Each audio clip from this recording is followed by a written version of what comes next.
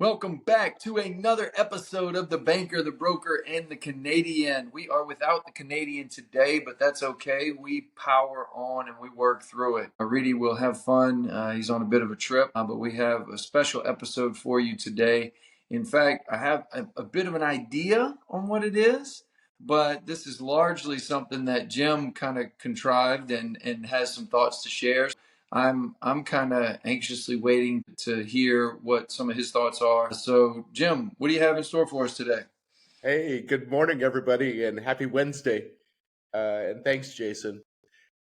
I am so excited about today's episode because Reedy's on vacation, I get to like do something I always wanted to do. Ask Jason questions about, and this is totally unrehearsed, about different topics where we're hoping he knows the author and maybe has read the book. So, one thing I really admire about Jason Navarre is that he's well read. And so he can outmatch me every single day of the week. And I come to him with even like, Jason, like, I have a book club. Like, can you give me two or three ideas? And then boom, boom, boom, like off he goes. And it's it's such an amazing experience to talk to Jason offline because it's super fun, and he's the same person as he is here online as he is offline. He's genuine, he has integrity, and he's always stepping up to the plate to help you. And so of those three things, like right off the bat, if somebody asked me about Jason Navarro, that's what I would say. And Thank you, so Jim. I appreciate that. I'm so excited because, like, I think that our audience today will benefit from me asking a few questions. So we'll just start right away. And I'm going to give Sure. you some book authors and a little bit of a topic, and then I'd like you to run with it. So here's what we had prepared. Number one, Simon Sinek. I hope I say these names right. Tell me what are some things that you learned from him around maybe the intent of the art of leadership? Sure. Yeah, of course. Incredible author, incredible thinker, a great leader. He spent a considerable amount of time perfecting his ability to communicate points well. So that's definitely something that I appreciate about him. He has a certain delivery that gets the point across, but it also is sharp enough to really penetrate when it needs to. Um, what my understanding of Simon and the exposure that I've had to him is around the book Start With Why, and Yeah. it has to do largely kind of in the first part of that book with the case study around Apple and how different they approached marketing and how different they approached their business model. Yeah. Where instead of starting with the type of business that they're in and talking about what they do, and then telling folks how they do it, and then telling them why they do it, they basically lead with the why they do something. Then they tell them how they do it. And then they tell them what it's almost like an afterthought that just says, oh, yeah, we so happen to be involved in computers. And, but the why is more of a innovative, like we challenge the status quo and we have an aesthetic appeal, right? So this idea of aestheticism and really cool products is part of their core why. So that's a piece of what my exposure to Simon has been. But I would describe Simon as a disruptor. I would describe him as someone who's willing to take a contrarian view, even though it might not be the most popular opinion, and willing to stand on that and willing to be out front and in a sense be a bit of a revolutionist, right, a bit of a maverick, and in turning certain things on their head, right. No one's really spoken, I feel like him in kind of the corporate America world, maybe in some time. Wow, that's such a powerful answer to such a simple question about one book author. And I appreciate that. The Power of Why, actually, you recommended for my book club, and we read it together recently this year, earlier this year. And I I'm sorry, think, Jim. You're talking about Start With Why? Oh, yeah, start with why. Start with Excuse why. me. Okay. Yeah. And so in that discussion with the book club, it became so, what's the word? Like, it was an epiphany to me that, especially as a parent or working in your workspace, if you don't have the power, I mean, the why down, then it's so challenging to figure out your goals and your objectives, because I always use the analogy of it's like playing basketball but you don't have any hoops. Yeah. And so if you don't have the why down, so I encourage everybody out there, figure that out if they don't know as well as they know their name. I think it Sure. should be embedded into your heart. And so those are my comments back on what you said and with Simon's book. I think it's very powerful and I highly recommend that you read it. And two, if I can offer for you, Jim, kind of a bit of a deeper answer in maybe addressing for me personally my why and what Uh-huh. I feel like I attempt, although imperfectly, right? We got to exhibit some humility, right? But I attempt imperfectly to hold myself out as being in the peace of mind business. Okay. Hmm. That's what I feel like I'm doing on an everyday basis. And so what do I mean by that? I mean that through interactions with me and through the time that I spend with other people and the things I encourage them to be a part of or participate in, or a way that I might demonstrate a way of living, is I would like for the entirety of humanity, as bold as that is, to live more peacefully, of course, externally, meaning the way that they interact with others. But my belief is that that begins with internal peace, right? So a peace of mind that exudes from some place that most people have yet to even explore for themselves, right? So for me, the stance that I take and the way that I go about this is to encourage daily practice of self observation. Because through my experience and the time that I've spent with the subject, it's extremely healthy for people to be more honest with themselves and shine a light brightly and unflinchingly on the areas of their life that essentially need more attention, but for whatever reason, we don't see ourselves accurately. And we don't see those areas of our life accurately unless we shine that light on. And so, Hmm. my encouragement is to get people to start that journey. And then I also live with just a confidence that I know that human behavior will take over, which basically means Yeah. I don't need to know what the end of that person's journey is. I don't need to know what the second step is. I don't need to know what the third step is. I want to overwhelmingly focus on encouraging someone to take the first step. Take the first step of self-observation. Look at yourself through a lens as though you're looking at yourself for the first time.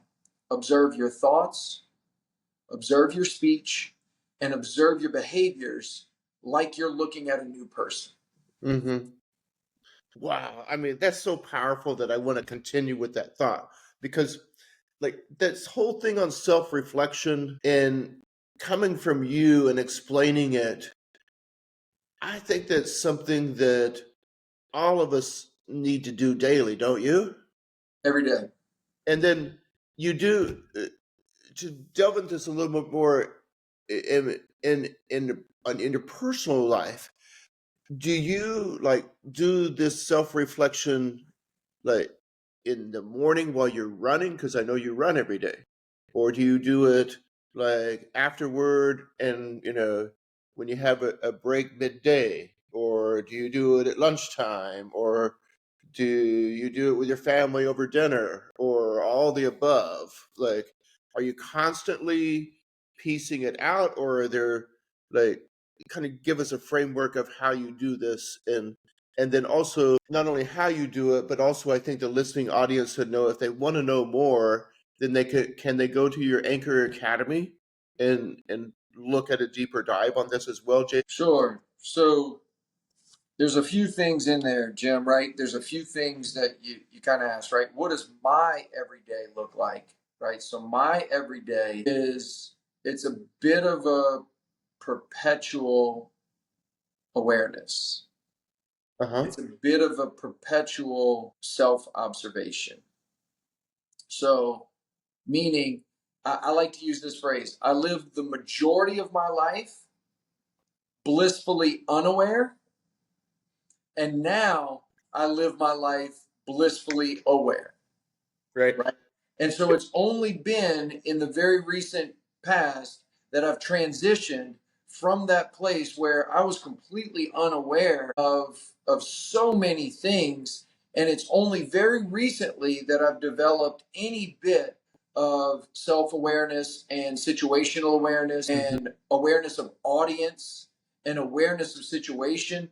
I would say the most boneheaded things at the most inappropriate times, and just not think anything of it, right? Because I was just working from a place that didn't really take consideration for other people, even though what I've come to realize lately is that I'm actually a very empathetic person, meaning that I take on or absorb the energy of people that are around me, and I adapt very quickly to someone else's disposition and someone else's demeanor almost immediately upon an interaction. However, in the past, I didn't allow that or give flexibility or respect to that to adjust my behavior. I would still act the same way that I would act, irregardless of how they what they brought to the table. Now, the difference is the approach comes from this place where it's I bring myself into this moment with a full and sincere appreciation for you and respect for you as an individual. Mm-hmm. And at the exact same time, I'm so curious about what you have going on in your world that I want to know what's on your heart right now. Because most often, people don't feel comfortable enough to be able to share the things that are really deeply important to them. And so they often don't have an outlet for that. And so, one of the reasons why I attempt, and again, imperfectly attempt, to live from this place of self observation is because I would like to live from a place where I allow other people to feel comfortable enough to share openly without fear of judgment. Okay. Mm-hmm. That without fear of judgment component is key, because you often hear people say, oh, no judgment zone, or this is a safe space and you can speak freely here. This isn't going to get back to so and so, or this isn't going to happen to this, that, and the other. In my experience, that's honestly a lot of just hogwash, right? Most of the time, those statements aren't actually founded in truth. And so, what I mean is that if someone would really like an opportunity to be in a judgment free conversation and really get down to the meat of what's challenging to them or what's difficult for them or what they're suffering through, then to your point, Jim, we have a place for them in the Anchor Academy, which is an online community. It's an environment that I'm creating. I'm in the process of building it. I would even call it co-creating with the members, because I very much invite the people who come into the Anchor Academy to introduce and offer your own thoughts on how you would like the community to build and develop, all founded on the anchor principle of daily self reflection, habitual practice of silence, habitual practice of objective, neutral reflection, meaning we're not placing blame on anyone else and we're not operating from a place of shame or guilt where I might look back into the pages of the past, and then because I've resurfaced this experience, then I'm carrying this pain forward with me and pointing fingers at someone else, or I'm taking the blame, oh, stupid me, or I'm beating myself up because of what I did. No, that's not the way. The way to observe and acknowledge that said thing happened, but you were at a different place of understanding at that previous point in your life. You Hmm. were at a different place of awareness at that previous point in your life. So you can't quite say, stupid me. You were doing the best that you could, right? You were doing the best that you could with the information you had, the upbringing that you had, the resources that you had, and forgive yourself, right? Forgive yourself and forgive others. Man, Jim, I'm sorry for rambling for so long, but No, that's what this podcast that, is about. I that's love kind the of where I went with that. self-awareness concept.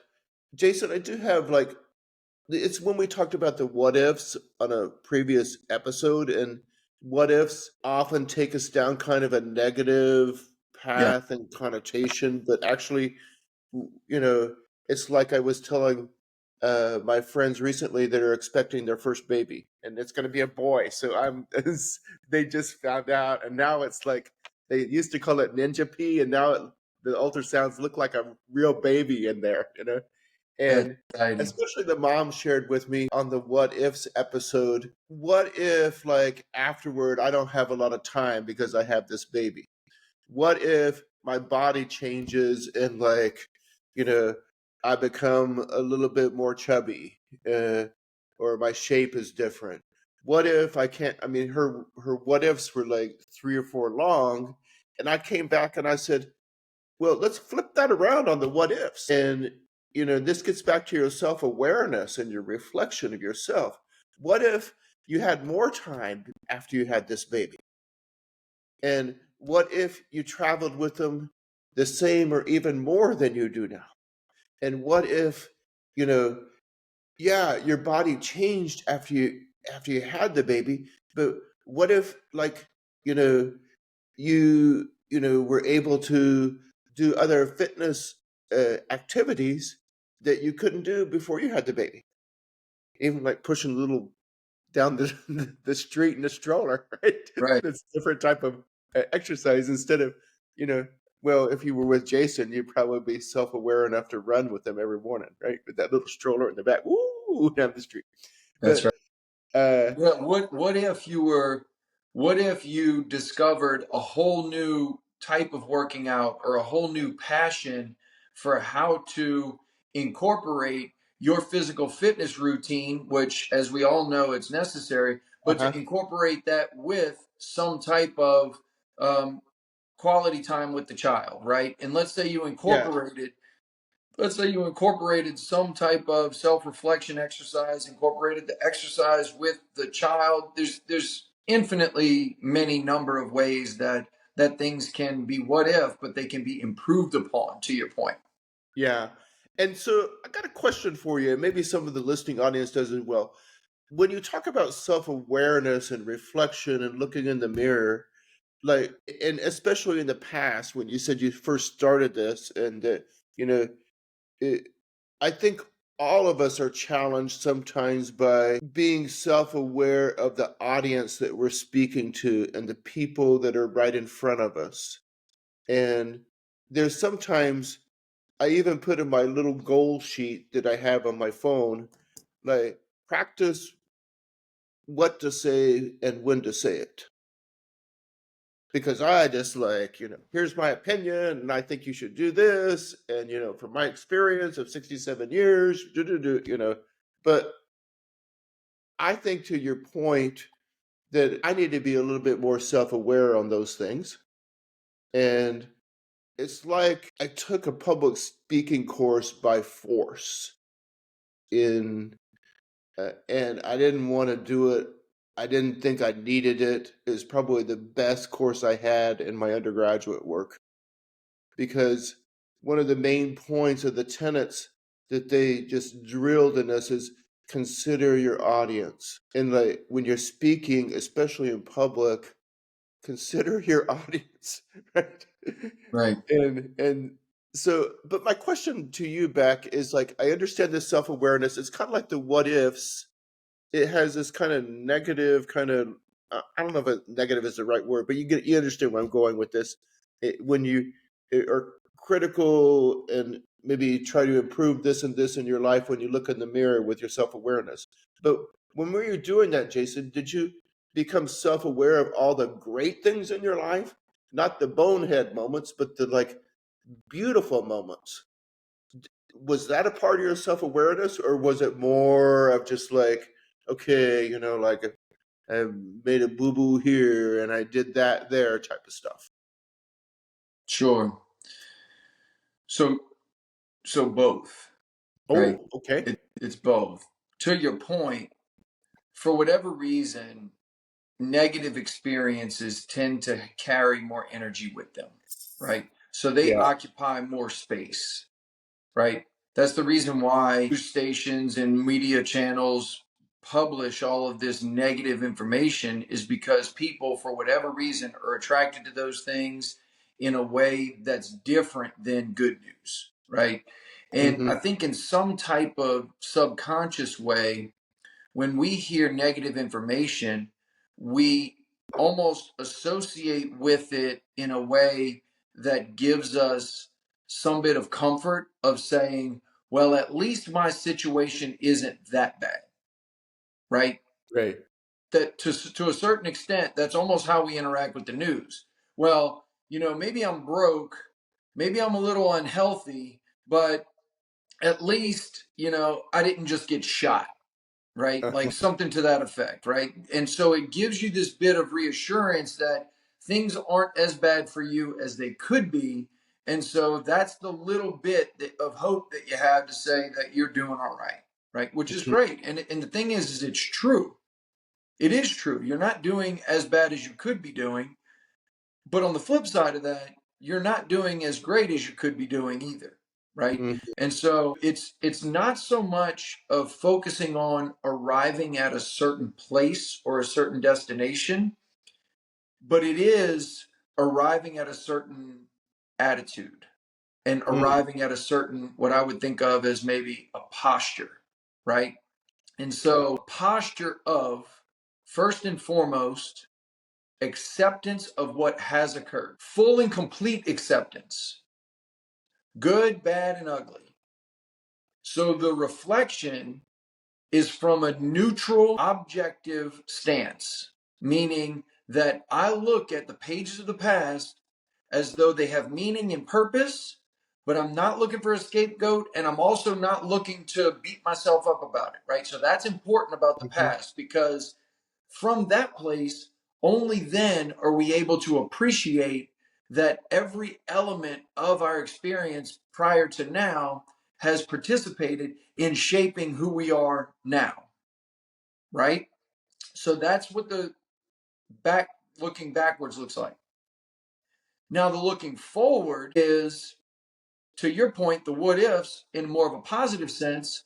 Mm-hmm. What if I were to unstick myself, essentially, unshackle myself from thinking that my past experience dictates how I choose to move forward? What if Mm-hmm. I were to separate those two ideas?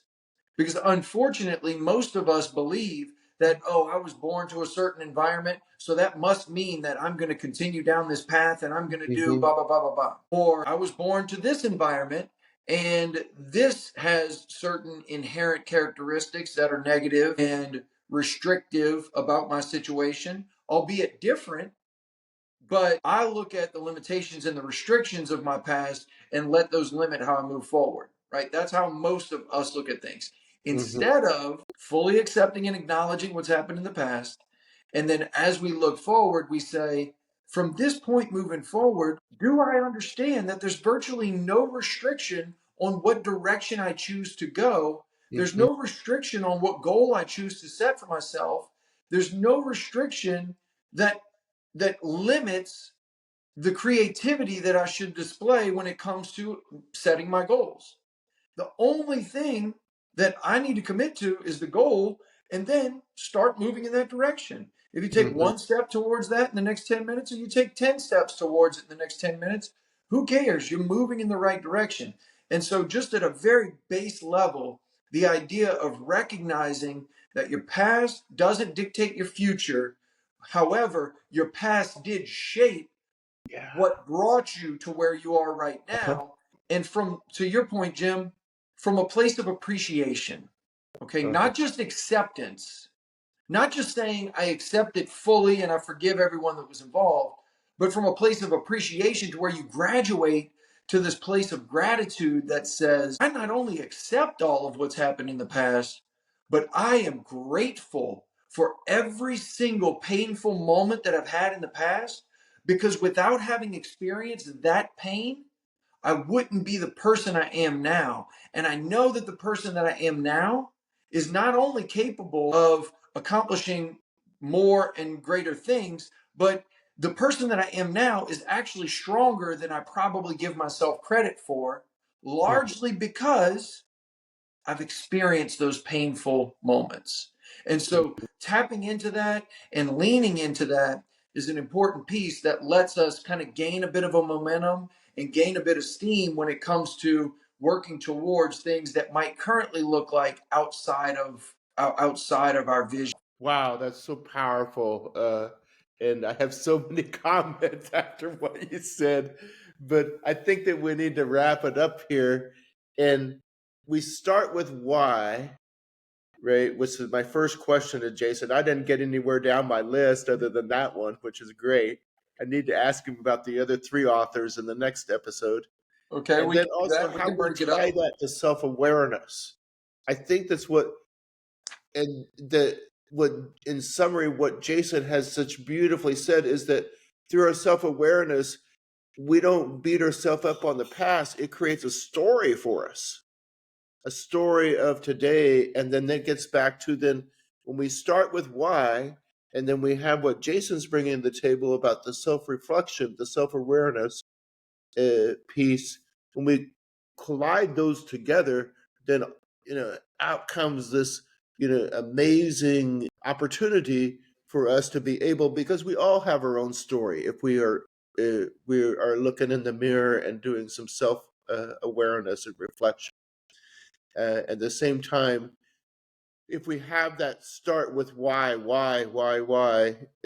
embedded in us in our journey, then that kind of gives us an overall a roadmap as well. So I think those are two things that in today's episode that if we come away with, that we have such maybe a bit more clarity and be a less bit judgmental, and then try to be a little bit more aware who you're speaking to and what you're going to say and what you're going to omit as well. So I think that those are just powerful things within this episode that I'm so excited that we had an opportunity to share this morning. That's good, Jim. I do actually have a couple of other thoughts that fit in line with that. One of them is we all across the board, virtually every single person that you come across is essentially delusioned. And I don't mean that in a derogatory way. I just mean that in a very honest way, that we think we see ourselves accurate, but we don't. And so my encouragement is that regardless of how far down the path you feel like you are, there's always room to grow in further developing clarity, to use that really great word that you just used. Do we always have more room to grow in developing clarity around who we are, the type of impact that we can have, and the way that we fit into this entire ecosystem, right? This entire outside community that we have, because we do have a certain place. And Yeah. to the extent that we see and accept ourselves more accurately, only then are we able to lean into that place more confidently and more boldly. And admittedly, I am just recently coming to a place where I'm more confidently leaning into that, because in the past I've had so many different limitations that I've had to strip myself of and have had to remove from me, and I've had to peel off, right? I've had to peel off so many layers that have gotten in the way in the past. I've lived with so much insecurity and so much anxiety and so much just concern for so long that it's really come to a head after all of this work and reflection and development that I've done, to now it's grown to a place where I feel pretty good about how I fit, and I also feel pretty good about sharing some of these concepts with others for the main purpose that others would benefit from this type of posture, right? This type of attitude. Because if this type of position were to be adopted by someone else, I can't help but just know that they're going to experience positive changes and adjustments in their life, which if there's anyone out there that says that they don't desire positive change or positive, adjustment in their life, they're lying to you, right? Mhm. They're lying Right. because, and the reason I can say that is because of this next point, Jim, and then we can wrap. But is the idea that contentment is not real. Now, what do I mean by that? Contentment is only real to the extent that you believe you fully know all of what's possible for you. And the truth is that if we're honest with ourselves, we don't fully understand all of the possibilities that are available to us. We only know what we've been exposed to so far. We only know what we've observed, what's been shared with us, and that we've taken in so far. But how naive is it for us to say, I know it all, and I'm in the best possible situation that I could ever imagine, and that I've got everything figured out? Who can say that with confidence and not be delusioned, right? That's a Mhm. delusional statement. The next piece of it is to, as I mentioned earlier, is to forever and always live from a position of a beginner, live from a position of a student, live from a position of, I have a curiosity around what more there might be, and I have a Mhm. curiosity about what I need to spend time with so that I might develop into the person that also participates in these other environments that I'm familiar with at a distance. I may have been exposed to it at a certain extent, but I don't exactly know what it takes to get there. The investment is worthwhile to develop yourself to a place where you then almost one day wake up and find yourself in a very different space that you otherwise wouldn't have if you would have lived from a place that says, I'm content with where I am, and I Mhm. know that I'm content, and sell yourself short of what's possible for you. Yeah. Oh, that's beautifully said. And maybe next time or in the future, we can, you know, talk a little bit more in depth on, the like we look at Jason Navarre, we don't think he has anxiety, you know, or we look at James Snelling or Reedy Kriya on the show.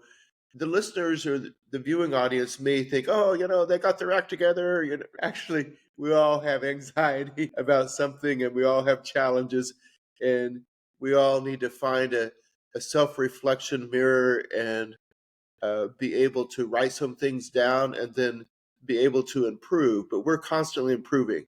And one example in closing is after we do this episode, then and we close it down with Jason's amazing radio voice and wonderful, encouraging ending words.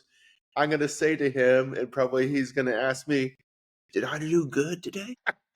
See, because no matter what our position is, you don't know the after show of like, okay, we're always, you know, have a little bit of anxiety and we want to ask afterward, like, are we going the right way? Because I was a little anxious there. And, at the beginning, I didn't think we'd ever go 30 minutes. I thought we'd go 3 and I'd be done with the topic. Right. So, I think that those are the joys of the life of of really being open about our spirit, understanding that we really need to have the why, but also that the self-reflection place piece in the daily is just a daily work, even throughout your day.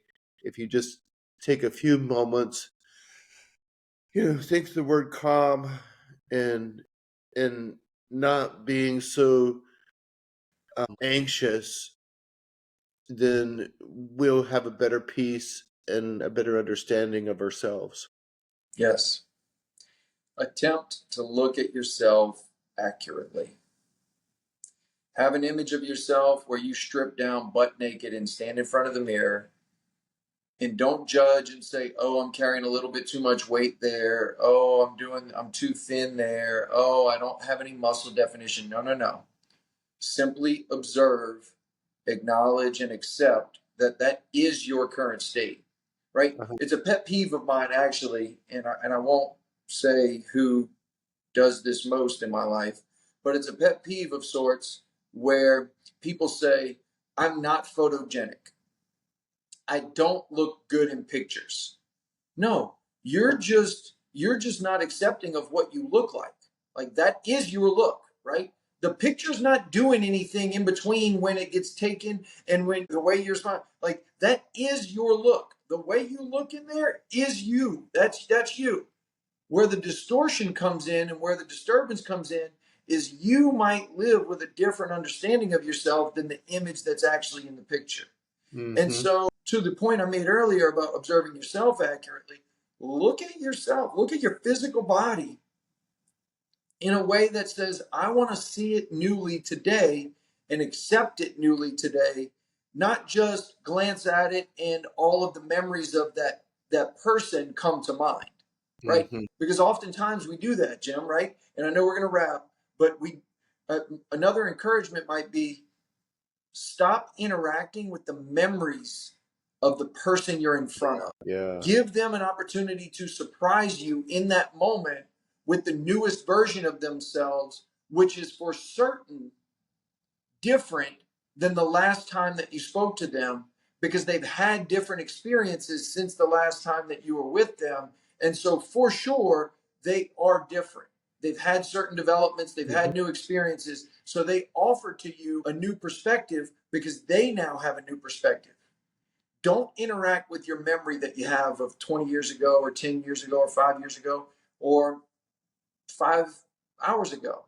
Interact with the newest version of them. Attempt to bring all of your attention into this moment as opposed to leaning on those memories from the past. Well said. Jim, thank you so much for your time today. And I didn't know what direction we were going to go when this thing first started, but hopefully, someone that's listening right now gets something out of this. And humbly, I feel like this was, a well-recorded episode and something someone would get some value out of. So, Yeah.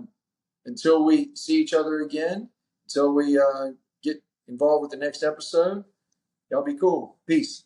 Okay. Peace.